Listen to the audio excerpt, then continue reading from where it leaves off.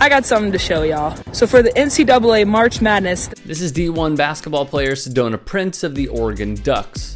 The biggest tournament in college basketball for women. This is our weight room. Let me show y'all the men's weight room.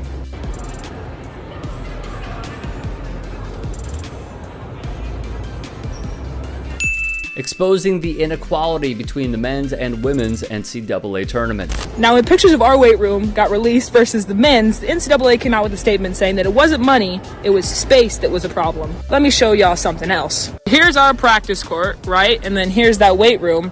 And then here's all this extra space. If you aren't upset about this problem, then you're a part of it.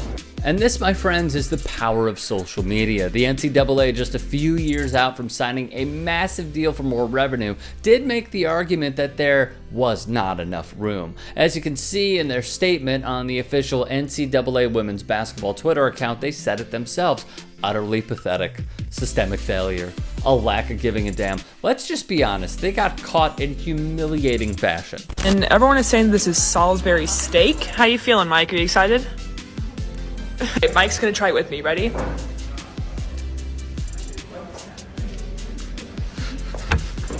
But hang on, there's more. Now for the mashed potatoes. The veggies. While the food is also, to be really kind, not good, clearly awful, here is what the men get. Fully catered meals, the whole nine. Looks fantastic in comparison to what, as the NCAA has made clear, the lesser receives. On top of this, here is the swag bag the men received as members of the NCAA tournament. Tons of good stuff, endless really. And well, here's what the women received. But hey, at least you won't forget to bring a towel.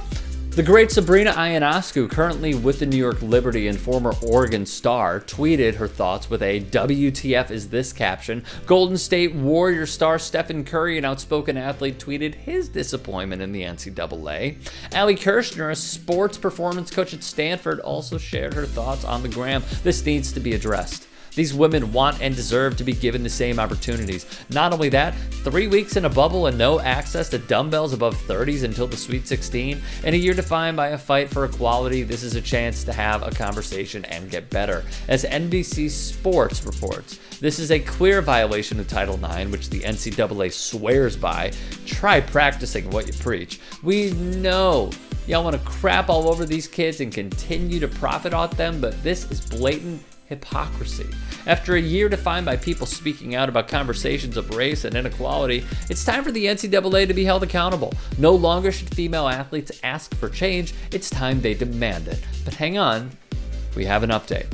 Guess what, guys? We got a weight room, yeah! The NCAA acted after being called out. However, let's call it like it is. The people bullied a corporation in favor of those who have zero rights by signing an LOI and cannot profit a single cent from the work and revenue they bring in. They tried playing champion of the moment on Twitter, which everyone rightfully called BS to. Speaking of the players, the NCAA is still being critiqued from those risking their lives in the midst of a pandemic. Let me show you. Rutgers guard Geo Baker said, "The NCAA owns my name, image, and likeness. Someone on music scholarship can profit from an album. Someone on academic scholarship can have a tutor service. For people who say an athletic scholarship is enough, anything less than equal rights is never enough. I am hashtag not NCAA property."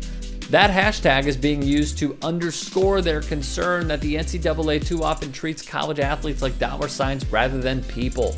The statement called for athletes to obtain representation and receive compensation by July 1, meetings with NCAA President Mark Emmert, and with members of President Biden's administration to encourage legislation to give college athletes physical, academic, and financial protections, and urged the Supreme Court to rule in favor of the plaintiff in an upcoming case regarding NCAA rules on athletes' compensation. Lastly, the NCAA put contact tracing devices on everyone in the tournament. These tracking devices going off, man. Bro, it's my tether.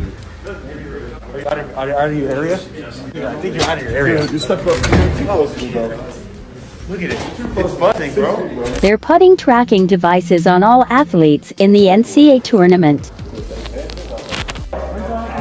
Hey, Mike. An Ohio men's basketball player, Michael Brown Jr., posted a video of this. The NCAA was beyond ticked. Had Brown refused to take down the video, he might have been kicked out of the tournament. Brown deleted the original video, but insisted that his followers blow this up even more for him. The video showing his credential had 1.8 million views before being deleted. In my view, the NCAA in the business of, well, they're not athletes, they're students, or they're not employees, they're students. The defenses of Dick Mark Emmert are decaying. It's time they get with it. If you'd like to hear more thought-provoking content like TYT Sports on Facebook and to help in my journey to keep media independent, go to tyt.com/Rick.